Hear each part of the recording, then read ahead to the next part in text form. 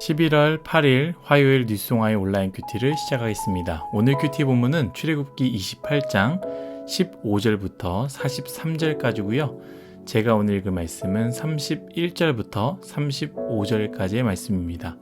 너는 에봇 받침 겉옷을 전부 청색으로 하되 두 어깨 사이에 머리 들어갈 구멍을 내고 그 주위에 갑옷 깃 같이 깃을 짜서 찢어지지 않게 하고 그 옷 가장자리로 돌아가며 청색, 자색, 홍색 실로 석류를 수놓고 금방울을 간격을 두어 달되 그 옷 가장자리로 돌아가며 한 금방울, 한 석류, 한 금방울, 한 석류가 있게 하라.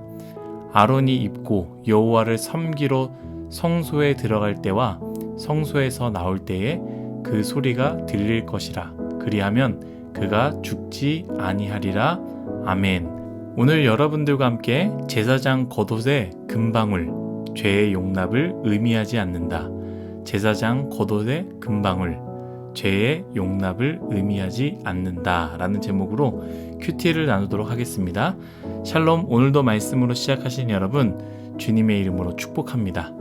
오늘 말씀은 제사장의 옷에 대한 자세한 이야기를 하는데요. 오늘 여러분들과 나눌 부분은 겉옷에 대한 이야기를 하려고 합니다. 전에도 말씀드렸던 것 같이 하나님께서 성막과 제사장의 옷 하나하나씩을 다 설명하는데요. 결혼을 한 지체 혹은 결혼을 앞둔 사람들은 아마 좀 더 공감이 될 수 있을 것 같습니다. 결혼 전 신랑 신부 어떻게 준비합니까? 대충 해야지, 대충 맡겨야지, 그냥 주어진 대로 해야지 하는 사람이 누가 있겠습니까? 하나하나 세세하게 준비합니다. 심지어 꽃의 색깔도 정하고요. 결혼식장 앞에는 어떤 사진을 선택해서 어떻게 올릴지 생각합니다. 뿐만 아닙니다. 신혼집, 신혼방도 마찬가지 아니겠습니까? 커튼 색깔도 선택하고요. 식탁도 침대도 대충 고르는 것이 아니라 색깔을 보고 질감과 주변에 있는 것과 어울릴지 아닐지 생각하면서 고른다라는 것이죠. 또한 신부의 드레스는 어떻겠습니까? 하나만 입어보고 선택하지 않습니다. 여러 드레스를 입고 또 입어보고 또 고민하고 또 고민해서 선택한다라는 것이죠. 하나님께서 이스라엘 백성과 함께 만나는 장소를 하나님은 대충 선택하지 않으셨습니다. 결혼식과는 다른 개념일 수 있지만 하나님께서 그리고 우리에게는 특별한 장소가 된다라는 것이죠. 그래서 하나님은요, 일일이 선택하시고 심지어 제사장이 하는 일이 중요하지 옷이 무엇이 중요한가 실용적인 것을 말하며 선택하지 않으셨고요. 그 옷에 또한 의미를 두시며 이렇게 만들라 저렇게 만들라 하나하나씩 하나님께서 일러주셨다라는 것이죠. 그 중에 오늘 여러분들과 나누고자 하는 부분은요. 우리가 눈여겨볼 부분이 있는데 33절, 34절 두 절입니다.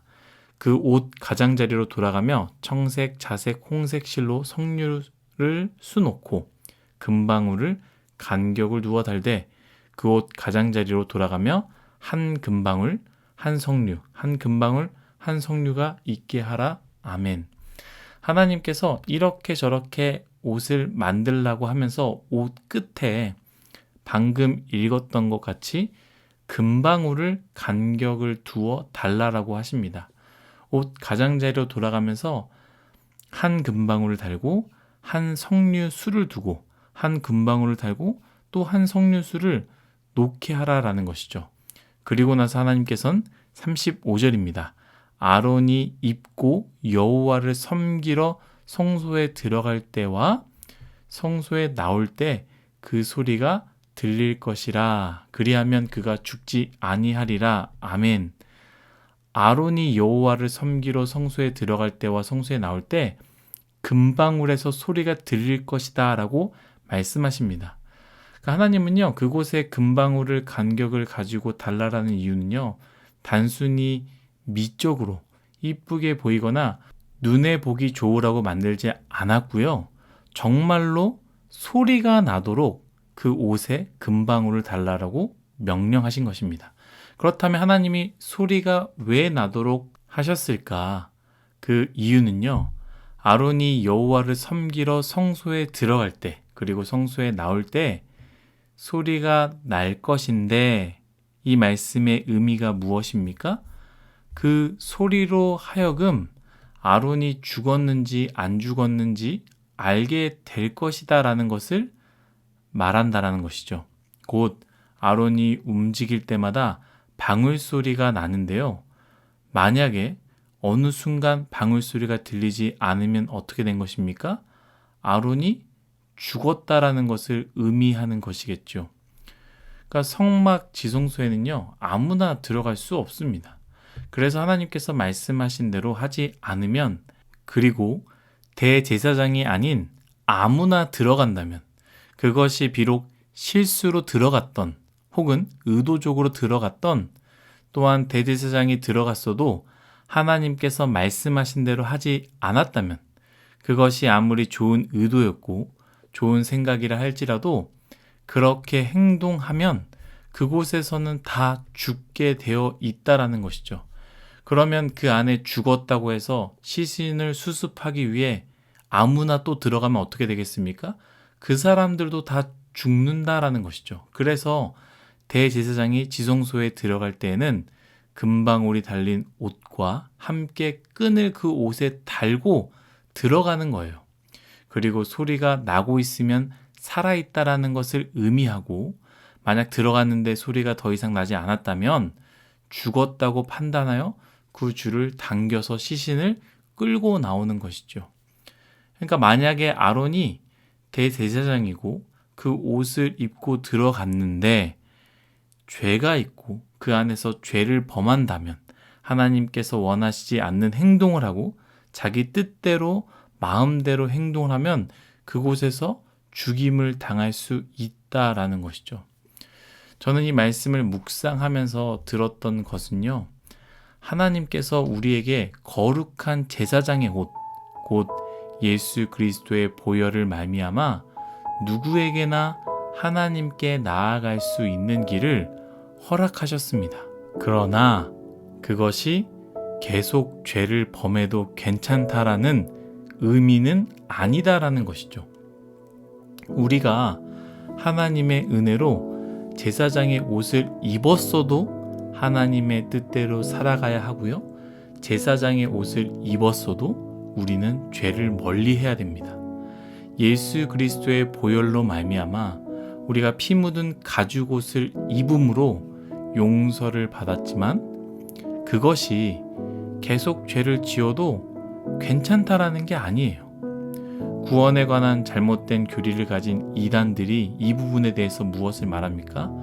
예수님의 십자가로 말미암아 구원받았기 때문에 앞으로 어떤 죄를 지어도 괜찮다, 죄를 지어도 문제가 없다라고 말하는 이단들이 있다라는 거예요. 여러분, 우리는 구원을 받았기에 더 죄를 미워해야 되고요, 더 죄를 지어서는 안 됩니다. 구원받았기에 다시는 죄의 삶으로 돌아가서는 안 됩니다. 보혈의 옷을 입었다고 마음대로 살아가서는 안 된다라는 것이죠. 사랑하는 뉴송아 여러분, 예수 그리스도의 보혈로 말미암아 제사장의 옷, 피 묻은 가죽옷을 입으셨습니까? 제사장의 옷에 달린 금방울을 기억하며 죄를 용납하지 맙시다. 보혈의 옷을 입었으니 더욱더 깨끗하게 살아가기를 예수님의 이름으로 축복합니다. 기도하겠습니다. 하나님께서 우리에게 예수 그리스도의 보혈의 은혜에 제사장의 옷을 허락하셨는데 그 옷을 입고 우리는 마음대로 살지 않았나 생각하게 됩니다. 제사장의 옷에 달린 금방울을 기억하며 제사장의 옷을 입었으니 더욱더 순결하게 죄를 멀리하며 깨끗하게 살아갈 수 있도록 치열하게 사는 우리 모두 뉴송아이 될 수 있도록 은혜 내려 주옵소서. 감사하며 예수님의 이름으로 기도드렸습니다. 아멘.